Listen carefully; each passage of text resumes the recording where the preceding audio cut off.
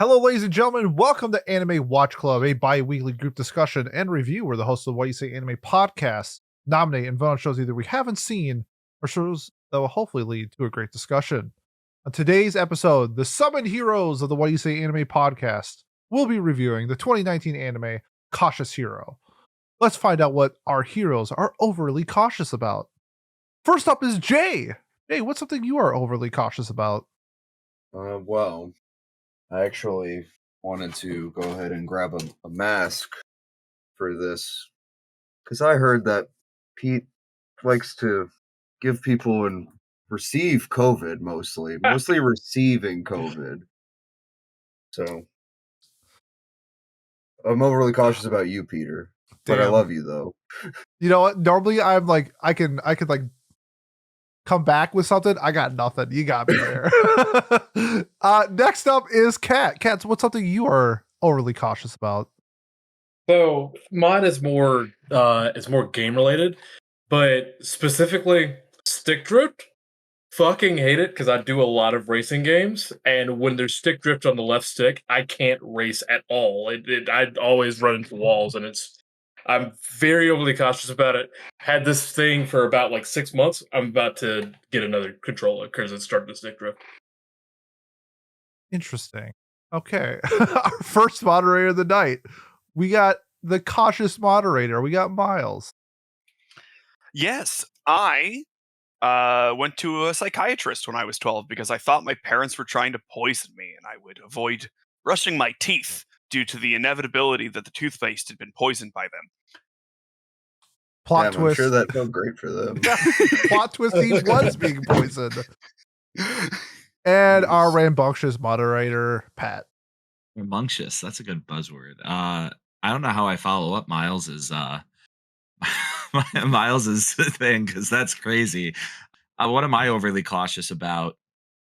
I don't know. I'm not very cautious usually. I usually kind of just throw caution to the wind and like to do things that I believe in. So let's go with that. You're the first version of Seiya, not the second. I suppose so. Yeah, I'm the what's that guy's name? Hubris or whatever in Greek mythology. I don't know. Bro, this is an anime podcast. I don't fucking know. All right, fair enough. He's kind of like, something that like a narcissist. What manga is he in? No, not narcissist. Definitely not Hubris is literally named. He's Hubris. Probably in multiple manga. I would just guess. Hubris is like, the idea that it's just an idea in Greek mythology. Was it not named after a dude? Oh, just means outrage in Greek mythology. Outrage. Is he in that Greek it's like show that we watched? It's more like it's like blasphemy almost. I thought hubris was an overwhelming sense of confidence that eventually leads to your demise, or like use the word an to error describe transgressions against the gods specifically. Yes, which makes sense because it does always backfire. And right, yeah, there you go. So that's what I guess it was. Well, either way, that is not me. Totally not me. Coming into a podcast ready to say that and then having it get derailed into this and revealed that I was wrong. My whole life I've been wrong using it. Damn. Let's talk about someone much more cautious than me.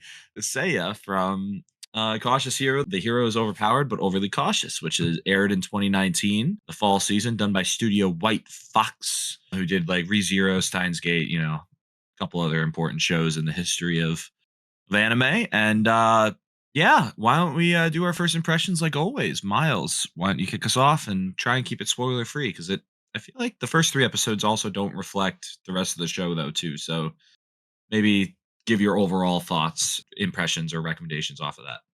Yeah, I mean, I think it sort of sets the show up. It like builds on itself well enough, and there's like a longer plot or whatever. But I watched the show seasonally back in 2019. I loved it and thought it was funny, and was trying to intentionally throw my nomination when I put it up, but it won anyway.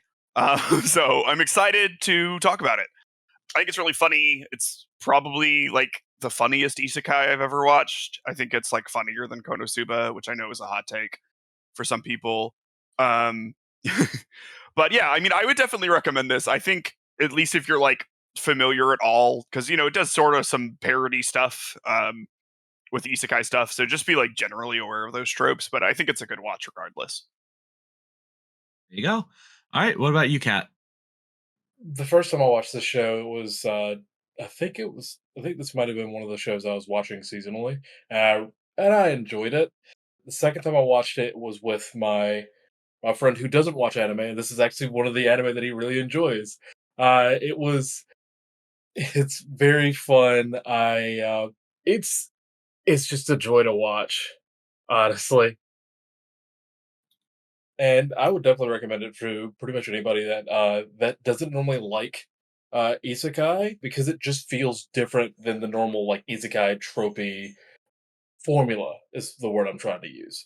Because it uses those tropes to subvert expectations and then play into them up to an absurd degree, and the absurdist humor actually works in this. I would definitely recommend it. There you go. All right, Jay, what about you? Yeah, I would definitely recommend this as well. I honestly didn't go into this expecting very much, and I was pleasantly surprised within the first episode. I was expecting something not serious, but I didn't expect to enjoy it as much as I did, in the way that like the characters are genuinely endearing. The leads have a ton of like chemistry with each other, especially in the dub, at least I found. And the OP is just incredible. It goes so hard. And yeah, I enjoyed it quite a bit. I would definitely recommend. The OP does go very hard. It's a great lifting song. I use it all the time. Yeah, and Pete, what about you? This is my second time watching it. I usually don't rewatch shows, so usually when I do rewatch shows, it usually stays the same like rating of what I give it. However, in this case, I rewatched this dubbed, and I would say if we were going to recommend this show, I would recommend watching this dubbed. I thought it added a whole other element. Jay mentioned to it. I thought the chemistry felt so much better in the dub than the sub, where I really felt connected to these characters a little bit more than I did in the sub. Not to say that the sub is great. I just think this is probably, I don't know. I thought Risarte's dub like literally made the show for me so much better than the first time around. So I would recommend it if you're a fan of like Konosuba, these funny, silly isekai shows. I would highly, highly recommend it. It was an absolute blast. Yeah. And I also watched this seasonally when it aired. So I watched the sub originally, and I rewatched a few episodes with the dub. Maybe I would have felt more strongly about the dub if I had watched the full thing again. But I really think if Pete didn't amend his statement that the sub was also really good, I was going to chime that in and just say that, because like I remember one of the main things I remembered about the show going into the rewatch was how much I enjoyed the two leads, Seiya and Restarte, their relationship or their dynamic, and like Miles mentioned earlier too, the show builds on itself very well. The first 3 episodes, it comes off as like, okay, well, what are they going to do? They're doing this parody for a while. Like, are they going to take it a step further and make it a real story? I think they did do that. So I would recommend this to most people. It's a little weird at points. I do remember the more I thought about it, I was like, would I recommend this to everybody? Because it gets a little etchy at points, like, and by a little, I mean like a lot etchy. I at forgot. Points. Yeah. Yeah. Like I watched I an episode remember- at the gym, and I was like, "Oh, I can't watch this." Yeah. Well, like I thought about it, and I was like, oh yeah, there's that Adoa, the second god that gets. Well, even Restart's outfit is like a little. God, her name. Fuck, I just remembered her name is a pun. But like the first other goddess that gets introduced, kind of a little risque of an outfit. Then Valkyrie gets introduced, and it's literally it's awesome, girl. Yeah, awesome show. Great moments with her, but she like literally has like like whatever. We'll get to that later. But the whole point is that naked about half the time we see her and actively trying to sexually assault. Yeah. Yeah, exactly. The show is like over the top sexualized, but not in like a. No, it is in a weird way, I guess. In a like again, like it's pretty open about it, I guess is my point. It's like it's not like, oh, we're doing this just for fan service. It's like they tried to do it comedically, which is, not You know great. what? I give them points for never sexualizing Ilulu or Adanila, and that's what counts. That's if this was any other medium, we would be criticizing it. But yeah, well, anime, thankfully it didn't do that, like Miles said. So I do, I guess that's the point too. That I'm like, at least it was all gods or adults that it was happening to. I don't care. Anyways, yeah, I would recommend it as long as you don't like dislike ecchi, or as long as you're not recommending it to a person who isn't familiar with the bullshit that usually gets tagged along with anime, is what I would say.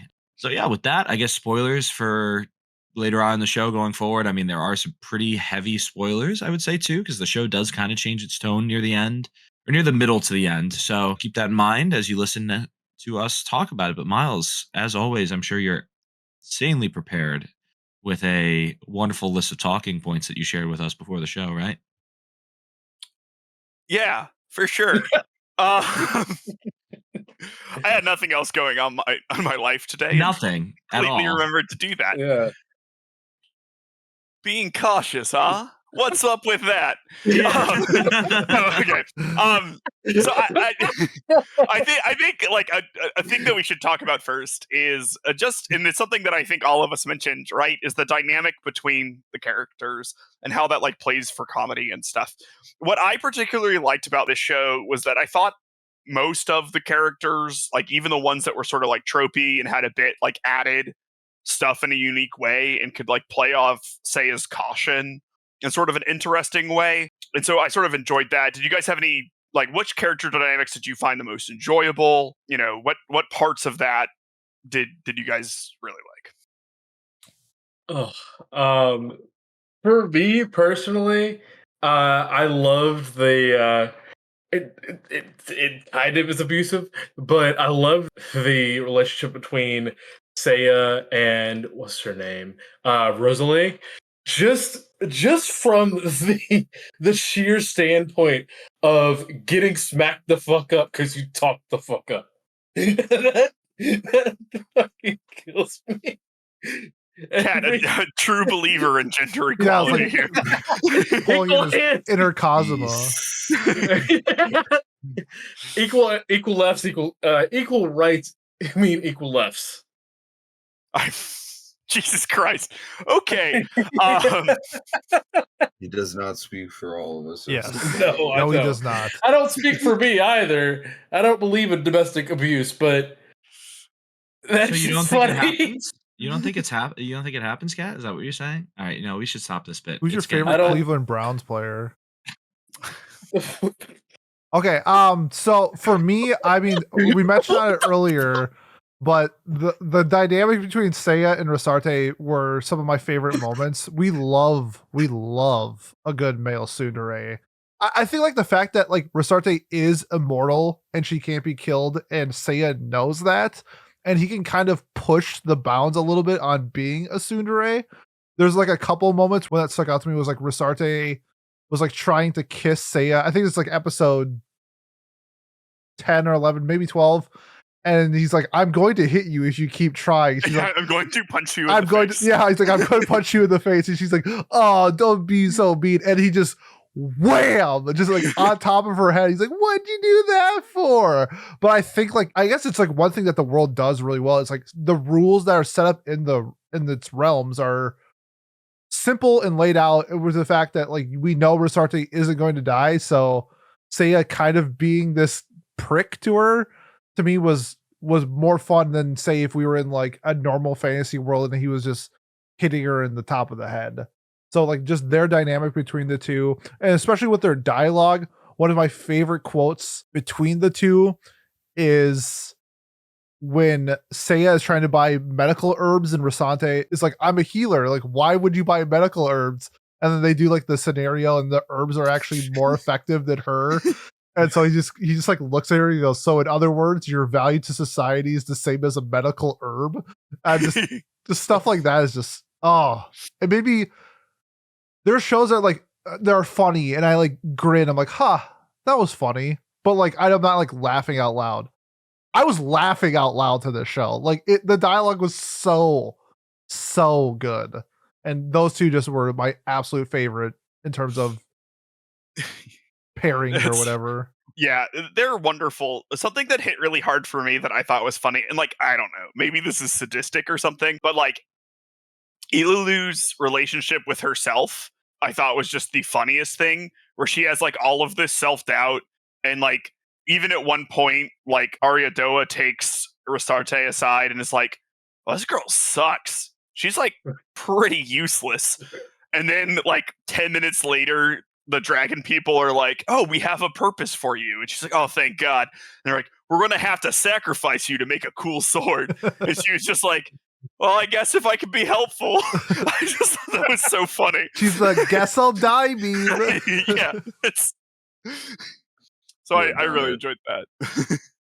That whole arc caught me off guard because maybe I was just a dumb, enjoying it too casually that 5 years ago when it aired or whatever it was. But I was kind of like, oh, this got very real very quickly, like this got a little too real. I thought it was really funny.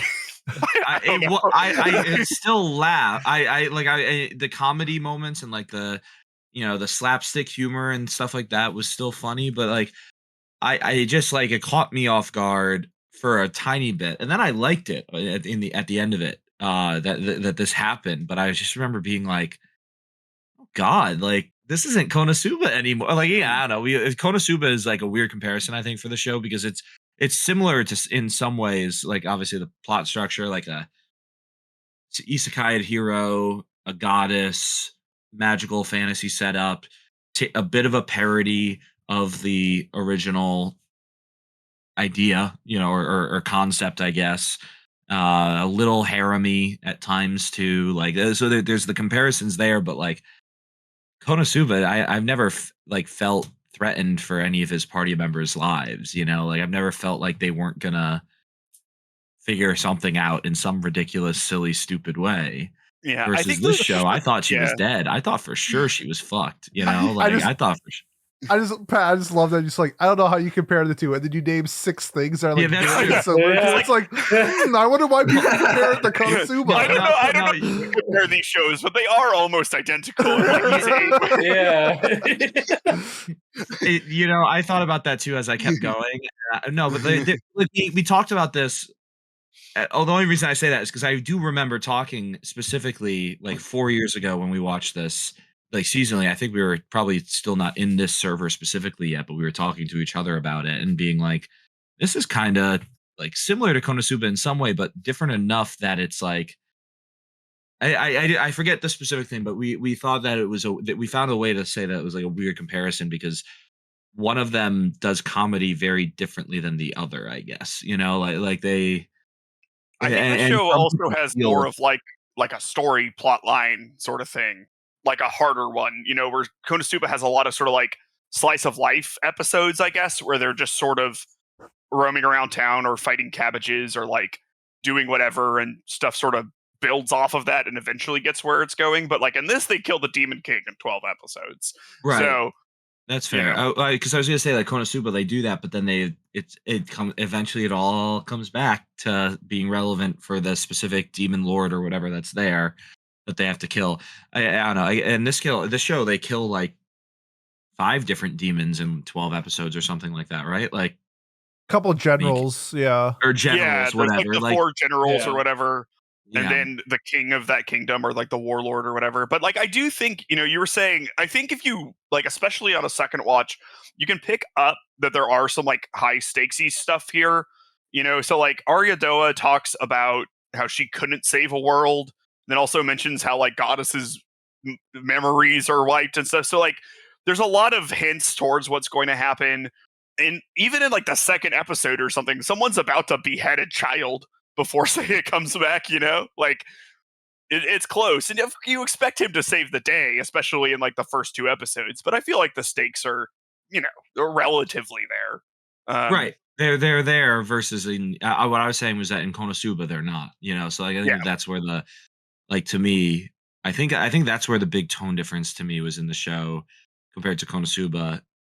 But I also say that because, or that made that comparison because I remember talking with you guys and a bunch of us were like, I like Konosuba, but I don't like this show, or as much, or vice versa. I don't really find Konosuba that funny, but I do find this show hilarious. I think that's why I think it's interesting to compare the two. Cat, there's a cat behind you. There's a cat behind me. Jay, there's a dog behind you. Yeah. Apparently today is the pet episode. Back to my carefully curated list of discussion points. Cautiously curated. Yes. Is that why there's none? Because he was scared to make them? If I make a list, then they can call me out on it. Yeah, exactly. Yeah. Yeah, what if the list is poisoned? So I guess next let's talk about, because I think the cast of the show generally, like besides their interactions, like their personalities and stuff are pretty good, and a lot of like the secondary, tertiary characters are really strong. Do you guys have like a favorite tertiary, secondary character, and who was it? Jay, let's start with you because I know you have an answer, and I don't want to start with Kat saying I liked the woman who got punched a lot. Yeah, Cerseus, the warrior god that was reincarnated from a mortal, is pretty interesting. Like in the grand scheme of things, he seems like a rather minor character, but him being reincarnated as a god opens up a lot of the world building for like Restarte and Seiya, obviously. And his general relationship with Seiya is pretty funny, like just how they quote unquote train together and all It's that. just I Seiya really enjoyed it. beating the hell out of him. Yeah. Yeah, I liked that. I liked his baking. Like, I thought that was like a fun little quirk to him. And then I liked when he got to train MASH that he all of a sudden like had the passion for fighting again, because he was like, oh, I can like be useful here and like train someone. Yeah, beating up on children. It's like whenever it's like when a free to play MOBA opens up and Pete gets into it. He gets his passion back. Who wants these hands, baby? I'm ready. You should go play Pokemon Unite. It's literally just children. But yeah, I was so good at Pokemon Unite, and oh god, damn. That was the best part. Yeah. But yeah, Cerseus was just in general a really fun character with deep, like pretty interesting world building implications. And I felt the same way about like, laugh at her outfit choice all you want, but Valkyrie was a very fun character in a similar way. Oh my, when she gets her painting destroyed and she like loses her mind, and then later when you go to her room and you see one of her paintings and it's like a 4-year-old drew it, he's like, I've been working for weeks on this painting. It's just like you find out she's just the worst painter. I love that. That was really fun. It's also really subtle because like they don't point out like her painting in her room. It's just like there. So like you maybe could have missed environmental storytelling. Yeah, I was just like, this is so good. That's Risto walking into her and Seiya banging the first time I watched the show. Were training. They were training. Whatever. Okay, Fate Stay Night. And hey, Hell's Paradise as well, buddy. Okay. Yeah. Anyways, when she walked into them banging, that killed me the first time, because there was all of this like, oh, like love is forbidden, and then like she walks in and they're just smashing. I don't know. I thought it was great. Were they actually smashing, or was that just us thinking that? Like, was it symbolism for something else going on? That's Pat's real voice, by the way. They're training in the garden. Yeah, he's been putting on an act for all these years now. Yeah. That was my regular voice. Yep. Yeah, they were banging. Okay. Absolutely. I guess I'll just go before we switch topics. I didn't really latch onto a specific tertiary character. I thought that they all, like Jay said, like kind of served their part really well. They all had their little quirks. I liked the naming of all of them. Like they're all based in mythology, which makes sense because they're gods, of course. But like a lot of them were little nice things. Like even the mother, the mother figure to Ishtar, to Restart, Arista was named Ishtar, who's like the mother god of Babylonia, basically, like, or the whatever matriarch of that god. Yeah, fertility call it goddess. fertility, whatever. Yeah, that stuff. My brain can't work today, but I thought that was really, really interesting. I thought that was good little nods and also foreshadowing or character building. I like whatever you would call that. In the same way that I don't know when characters are named Romeo or Juliet or something. Like or Macbeth. There's a reason. Like stuff like that. Like I always enjoy things like things making sense, right? My favorite character, like side character, is Arya Doa. So what I really liked about her is when she's presented earlier in the story, where like she's so overly nice and so overly like welcoming to everybody and everything. I'm like, oh, she's evil for sure. Like, there's no chance this person is going to be like actually like this at the end. And then like as we got more episodes and we find out like her backstory and stuff, I'm like, oh, she's just like a great person. Like I really like that. Like they didn't double cross me because I feel like sometimes it's like so obvious that like this person's so nice, like they're gonna do something evil. It's like, nah, she's just like a really nice person. So I really like that. And I liked like how she treated Rusarte and how they had like this sisterhood and thing going on from the first campaign to like this one. I just love like the whole how it all transcended between the story. So big fan of her. Big receptionist energy. Crickets. Really? Okay. Someone hit with the Higurashi soundboard real quick. Tumbleweed. What the hell? Hold on, let me get the cicadas going real quick. That's Thank the you, wrong Mr. one. Card, for the That was commercial not. break. That was not the cicada. You're not sponsored by MasterCard. Oh well, that was more of a transition to our next bit. But yeah. Well, I was gonna. Talk about your character, Cat. Go. You did say my that you've done it, but do it anyway. I mean, the other character that I really enjoyed was also Cerseus, and that's all I really wanted to say. But Great, glad. Okay, top tier. I did like Cerseus a lot. For whatever reason, the first time I watched this, the Adanella bit when she like cleaned up and made him the cake, and he just threw it in the ground or whatever, killed me. It did not make me laugh as much this time, but I thought it was so funny the first time I watched it. So, okay, let's talk about like the ending plot really quick. So, the last like 3 episodes or so of the show, you sort of learn the backstory of everyone and stuff. And so you learn that Seiya and Restarte, like this isn't the first world Seiya has been summoned to. He was summoned to a world that Restarte was native to at one point to help kill the Demon King. And she was sort of his companion in the same way like Ilulu was, and there was like a MASH equivalent, and that Arya Doa was their goddess. He was like a lot less cautious and stuff, and like he wanted to get the job done as soon as possible to save as many lives as possible. And he didn't take the side quest to find information about the Demon King from the Sage because it was too out of the way, and didn't know that the Demon King could sort of regenerate or whatever, causing his entire party to die and the world to sort of be destroyed. Him and Rista, whose name was something else at the time, I forget, were like also sort of like lovers or whatever. She was like pregnant with his child. It was a bit much. Yeah. It was like really sad. They just kept layering it on.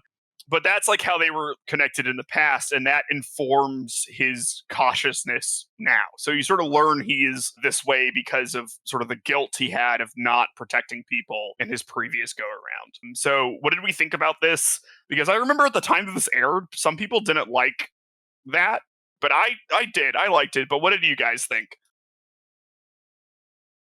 So for me personally, the first time I watched it, I wasn't as high as I am this time on the comedy. I really was looking forward to like a big wheels hit the ground turning type of story, and that's what I got at the end. That's why I was really high on it the first time, but I wasn't really as high on the comedy. This time I was a lot higher in the comedy, and when it switched, it didn't throw me for a loop because I knew it was coming, but it hit a little harder this time. And I think that it drove me in a little bit more with how everything this time kind of lined up because everything was more cohesive to me after watching it for a second time and watching these little bits of plots come together towards the end. And I really like it added a little bit more to the experience of watching the show. For me, when I got more connected to these characters through the dub, even though I knew it was coming, like I thought I got kind of emotional. I'm not gonna lie. Like I just loved how they were connected through the past and through the next phase. It reminds me of like, like the red string of fate or whatever. Like no matter what, we'll find a way to each other type of thing. I was like, damn, like this is actually hitting way harder than I thought it would because like I knew what was gonna happen. And yeah, I love this little twist because it's not like it's like subverting like an isekai or something like that, but like I do think it's like when we have stuff like this mixed in with like a silly, funny isekai, it works, especially when the characters work so well together. So I was a huge fan of what we got. I think when it earns it, it's good. I do also remember though why I scored. Not that I scored it low when I first watched it, but I was kind of just like, okay, that was good. I'll watch more of it if it comes, but I'm not like fully sold on it. I felt pretty frustrated, I guess, that I didn't catch all of the foreshadowing, but I also don't think it was like you can go back and see it after the fact, which is cool. But to me, I was annoyed that I didn't like it felt like it did come out of nowhere. Not out of nowhere, but the tone shift the bigger tone shift was more to me the middle of the show when suddenly it goes from look at how OP he is, he's doing all these things, haha, to this girl is gonna sacrifice herself to become a sword, like and is okay with it. That's where the show to me lost me for a bit, and it did eventually realign and feel a little bit better with that twist at the end. And I did like the twist overall, but I do remember being very frustrated by it and feeling like I don't know that wasn't earned. I don't know if that's a similar feeling to some other people. Yeah, I guess I didn't ever think it wasn't earned because I just feel like there are so many hints towards it, like when you watch, and like maybe you're not expecting those hints to be there in like a first watch through because it's like a little bit buried under haha funny parody show. Right. But like I definitely think they're there. Like you can put a lot of it together through things that they tell you in like the world building and stuff. So I think this part, once you can. Do you think you could have done it without the yeah, foreshadowing I think or without the actual answer? I guess. yeah, Is like my- when you know that like gods are reincarnated humans who don't like have their memories and stuff. Like I think it's definitely possible to put together. Like that Adeline lost like one world before, so so we know that there's like a failed world. We know that like Rista wasn't around to have her like to know that she failed in that world or doesn't have a memory of that. So like it's not like painting it out for you and but like if you were really thinking about all of the things that this could end up, like I think you could put it together, which I think is good. You know what I mean? Like I don't think it was like the world's most foreshadowed thing, but I think it's good. Jay, you have stuff to say? Yeah, as someone who was my first time watching through this, I enjoyed the twist a bit, honestly. I probably wasn't thinking too hard on it, or maybe I would have seen it coming. Generally, I like to think that I'm pretty savvy when it comes to that sort of thing, so I'm not like it wasn't fully obvious in my opinion until like they kind of explain like the hero reincarnation thing about like heroes are safe as long as their soul is safe or whatever. They'll reincarnate back in their home world, and then it kind of goes into detail about everything else in short form. But I thought that it added like a nice emotional core to the show that really kind of helped explain the gag a bit, because like the best bits in like satire are when they kind of lean into it by using tropes that from it to form the satire. something like Black Dynamite does a similar thing for like blaxploitation films. I think and you know what? I'll go ahead and say it. Cautious Hero is the Black Dynamite of isekai. Yeah, I said it. Go ahead, quote me on that. And I think that it shows a care for the source material, like the source genre, in a lot of ways that many satires of the isekai genre don't do. So I think that kind of is why it didn't need to like earn it for me necessarily, because like there was already sort of a background intrinsically built into the production of the show that showed that they had a lot of like love and care for, like I said, the source genre. I guess one thing I want to talk about before getting to like the actual twist was sort of how the story was changing throughout the episodes, because we see Seiya being this overpowered main character by just like doing squats and push-ups, like he's Saitama or whatever. But I think like one thing that really stood out to me in my rewatch was when we got introduced to the vendor Kilkapool. I think that's how you pronounce his name. And while Seiya is just so cautious as the story progresses, I feel like he gets less cautious and more comfortable. And because of his being lack of cautious or whatever, maybe not just because of it, but Kilpool being one of the generals, like Seiya never addresses the fact that like he missed that. And normally it's always him being so overly cautious about every situation. And this point, he wasn't cautious and he got kind of like taken back a little bit. So I thought that was like a really nice thing that they did in the story. We're showing while he is overpowered, he's also flawed, whether it comes to being cautious or not cautious. So I thought that was just like a really cool story thing that they did throughout. Yeah, I agree with that point, as well as like showing the Leisure Day episode, or hinting at it and whatnot. Yeah. Mm-hmm. I think that there was a pretty good character development there with Seiya, as well as like, it shows it uses it to juxtapose how he got way too comfy being a hero the first go around, and this time like he is still comfortable, but he has the like kind of like trauma memory from that that causes him to be different, even though he's still found like family with Mash and them and whatnot.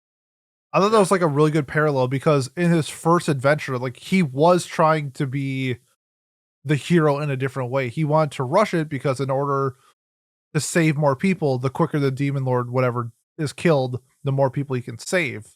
And this time around, it's the same thing where he's still thinking about like other people the entire time. It's just how he approaches it. And I think Arya Doa says it like where it's like he never lost sight of his virtues and his values. Like that's what makes him a hero, is that the whole time he was doing this for the greater good.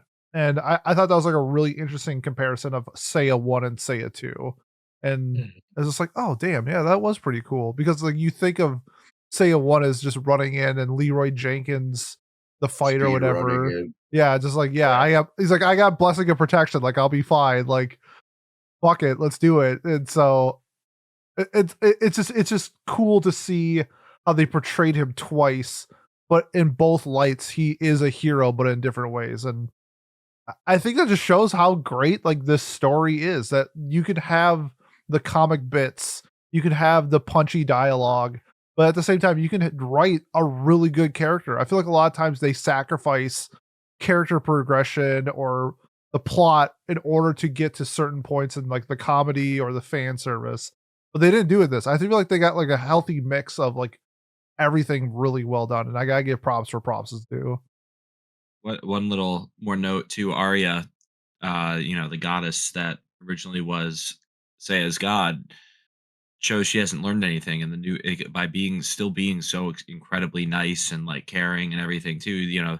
Her actions probably allowed Seiya to continue to get that ego in the first world, right? Like allowed him to get to that confidence level, and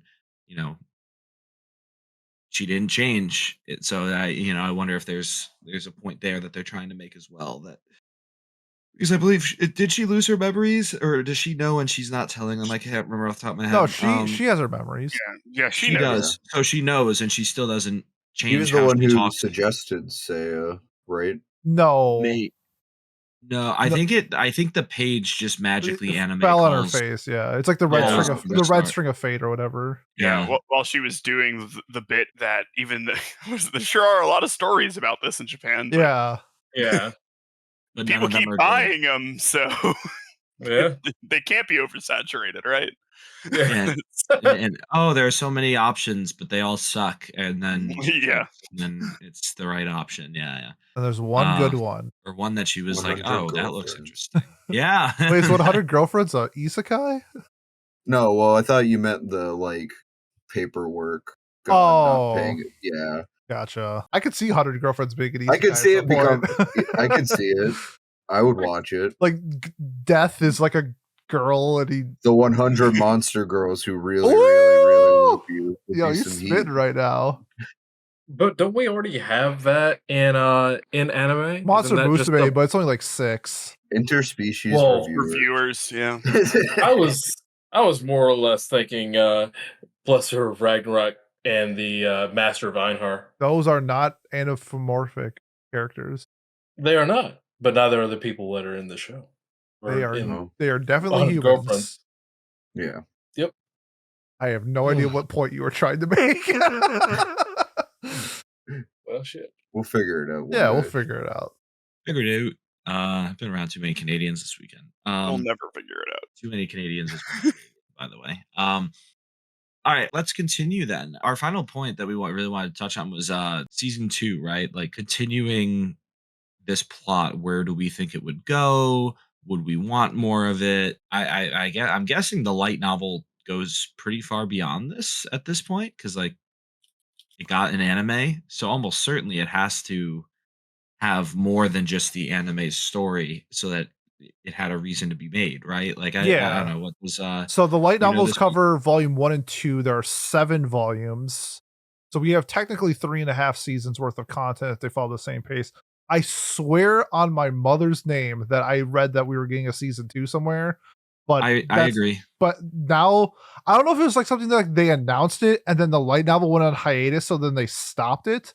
I swear to God that I read that it was getting a second season, but when I went to look for it last week, I saw no information about it. Like I don't know what happened, but we have content for more. I wonder if it's one of these things where like if the light novel comes off of hiatus, maybe they'll do a second season. It's not too obscene to like 5 years between seasons for an isekai is like whatever. Like we just got In Another World with My Smartphone season 2 last year, and that was like a 6-year wait or whatever. So I'd be really intrigued to see if we get more content later down the road, because I think You get new Spice and Wolf. new I always see Spice and people Wolf. comparing Yeah. Spice and Wolf to Cautious Hero. So Yeah, a lot of it's a people were similar doing that. idea. Well, I was just gonna say that this show also, the characters from it, I remember came in Isekai Quartet season 2. They made like 2 cameo appearances. They're in the of- movie too. Are they in the movie? Oh shit! I need to watch some. In the movies- second season, Seiya shows up, thinks it's too dangerous of a situation, and then leaves. That's right.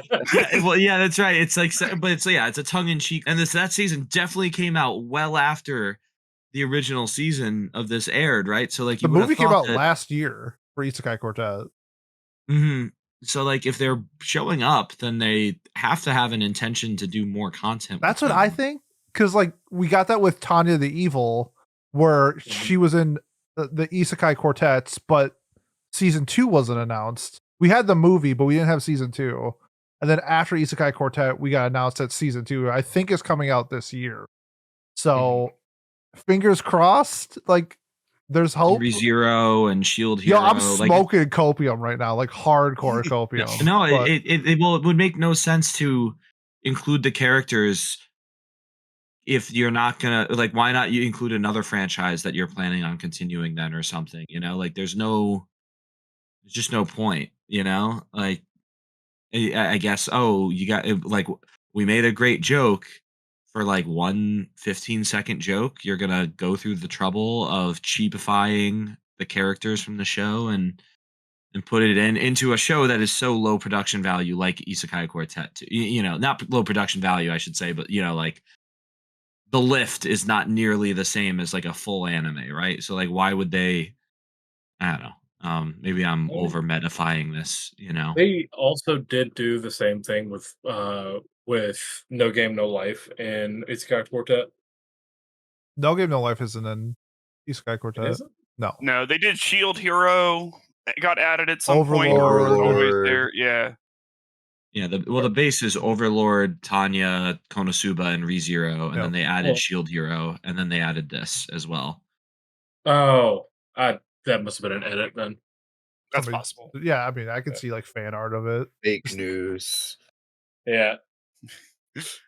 But Type something- in the chat. It was an GPT. AI. Yeah. I did it. Someone spreading misinformation on the internet to me, I guess. I guess something that I would want to see, and I just get you guys' opinion too, is like what you would want to see going forward. Because I feel like one thing the anime did a really good job with is if the story ended here, I'd be fine with it. I thought like the ending was like pretty solid. But the fact that we have 2.5 more seasons of content in the light novels really makes me think of like where they would go next with the story. Obviously, with the double gates of Valhalla, there's got to be some repercussions. Probably with Seiya. Well, obviously he's probably losing his memories again. He's But- level 1. Well, he's level 1. Probably has no remembrance of the previous. What if he's a baby? excursion. Ooh. Yeah, what like Because they had the guy with like- the de-aging. That'd be thing. funny. But Oh, that'd be. And then Risante has to raise him or something.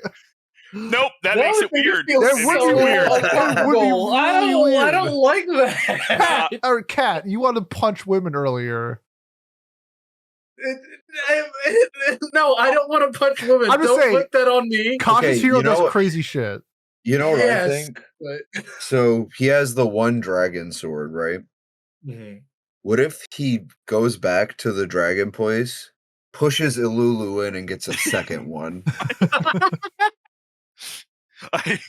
The I'd real be one. happy. I find her so annoying. That you know Yeah, what, I was saying I Okay. wouldn't have It's so even funny. thought about it when that's they so mentioned funny. it. That's why I hated this show. Now I remember too. I thought she was so fucking annoying. Yes, Lulu and But that's what's his that's name? the joke. I The don't joke is that care. he's stupid and useless.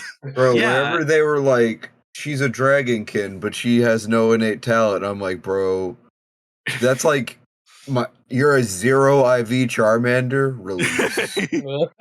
Get smoked.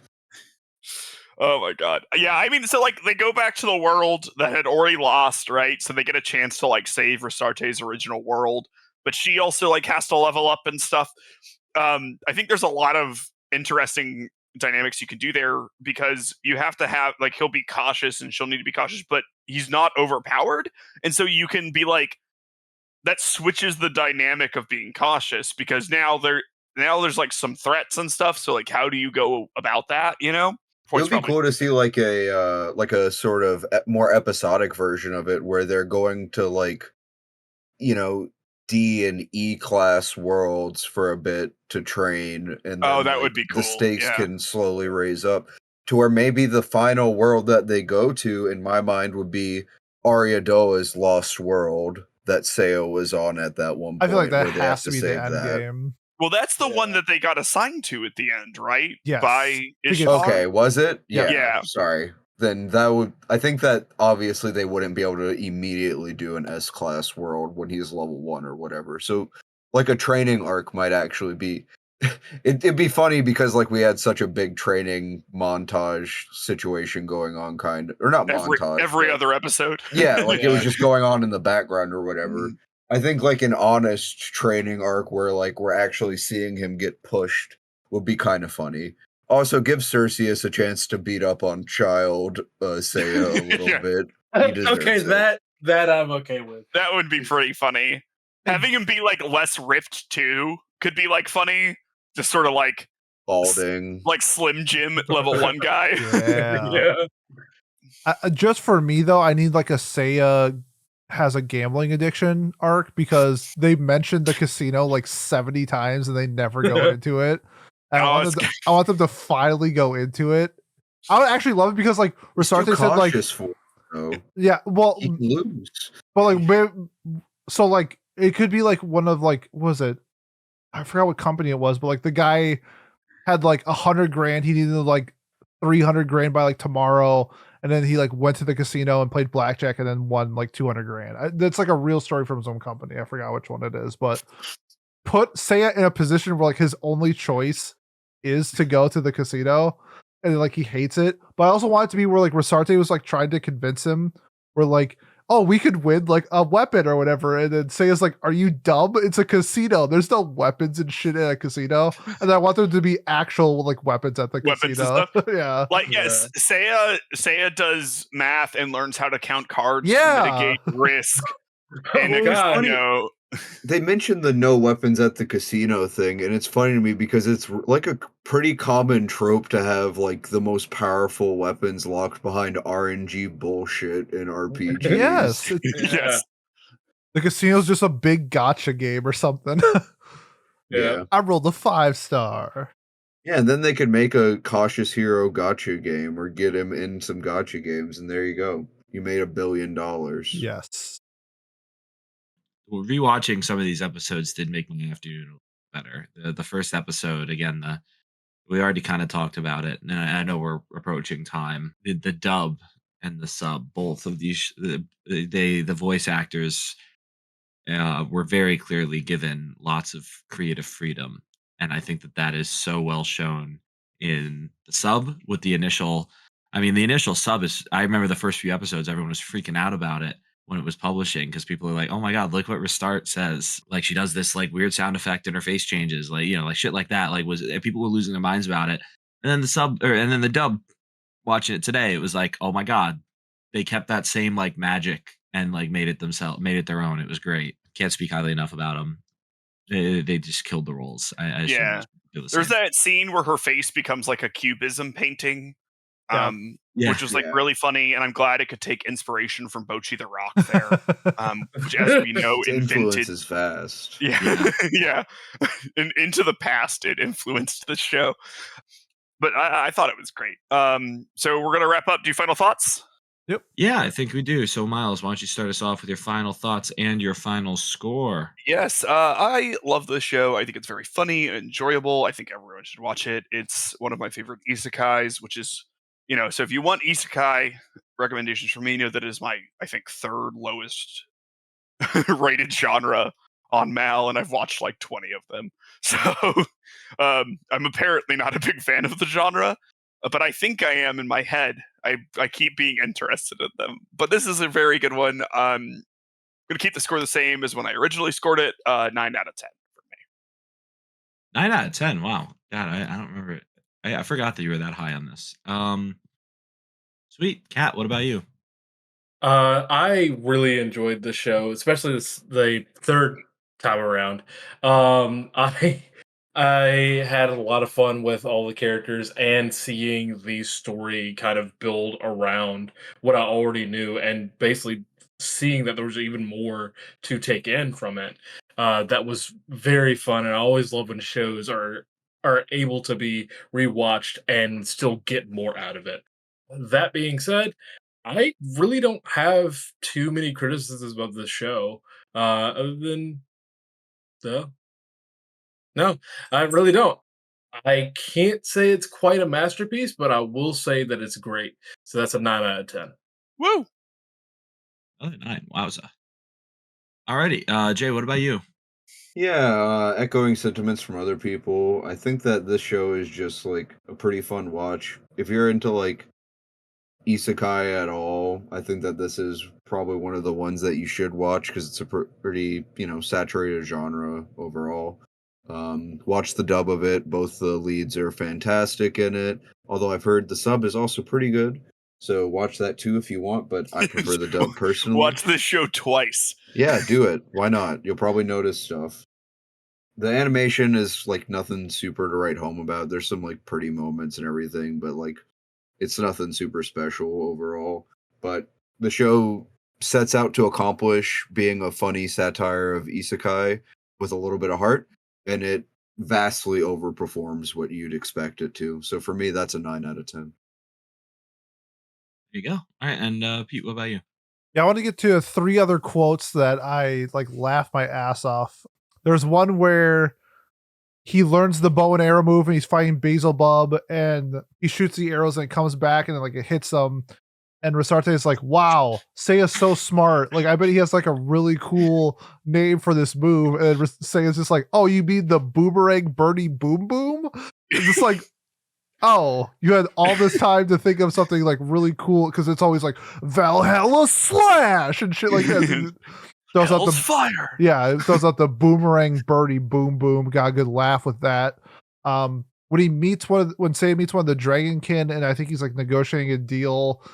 He's cautious that he might get scammed, and he says, "Listen here, Scaly Man. If you screw me over, I'm taking your ass to court." That was just like so out of pocket for him because he's always just like resorts to violence, and then he's like, "I'm gonna take you to civil court." And the last one is from Seiya again, and he says, "Doubt everything you see, and think even your parents and siblings as enemies." So. just great stuff from Seiya.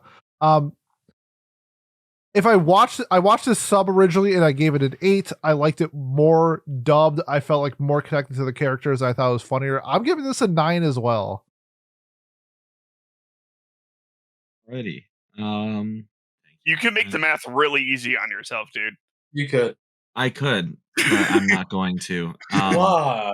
It's gonna give it a 10. Yeah. So I really enjoyed this show more after talking to people about it, I would say. Because I remember watching it seasonally and being like, oh, 7 out of 10, like this is fine. A little too etchy for me at times, a little too like in your face about it, and I also didn't love the twist, like what I talked about a little bit earlier. But I think I probably was too harsh on it, or maybe I gave it an 8 and then dropped it to a 7 after a couple months because I was like, oh, it was good, but I don't remember it being that good. Rewatching the dub kind of reaffirmed for me that I really did enjoy it because even though I'm frustrated by certain things that the show does, I was laughing throughout like the 3 episodes that I rewatched, and I do remember watching it and being blown away by it the first time I watched it too. So I'm gonna give it an 8 out of 10. I'm not gonna give it a 9 because I do think that I didn't quite enjoy it enough to give it a 9, like everybody else. But yeah, so why don't we do that math real quick for me? 5 people. There we go. We ended up at an 8.8 out of 10. I should have been able to do that without using a calculator, but fuck it. Doing it live. So yeah, an 8.8 out of 10, which is a whole point and a half or almost point and a half higher than Mal at a 7.48. So yeah, I guess that's our review of Cautious Hero. The hero is overpowered but overly cautious. And Miles, what are we watching in 2 weeks? Yes. In third place, we have Planet With. It got a point. It I wasn't did. It got expecting that. a legacy point. We have a tie in second place. That is a tie of O Maidens of Their Savage Season and Uma Musume Pretty. Holy shit! It's rigged. We will That's insane. be watching to our dear friend Haz's delight, Invaders of Rockin' for the next episode. That's what I get for voting for the show I actually want to watch. Hey, if it makes you feel better, Pete, if you did not put that on your ballot, Uma Musume would have won. Yep, that's what I get. That's what I get. I even voted for Uma Musume for 3 points. You did. Thank you, Kat. Did the show predict coronavirus? There's mention of it in the fucking. Well, coronavirus was around forever. There's just shut up, scientist. Okay. No, did the show predict coronavirus or this something? Is America. Yeah, America. Salesman. Yeah. No, obviously, Joe predict. I'm nominating Popeye the Sailor Man because this is America. Yeah. Nominating Yu-Gi-Oh, but only the 4Kids dub. Only the Bandit Keith parts. Yeah, exactly. Because in America. I'm nominating Naruto, but only the Chunin exam part. The German dub. All right, why don't we do our nominations? I think this will be for our 98th Watch Club, so it's not quite time for us to do our 100th special 2-core. Our 100th special Twilight again. Not even the sequel, Yay. just Twilight Can't again. wait.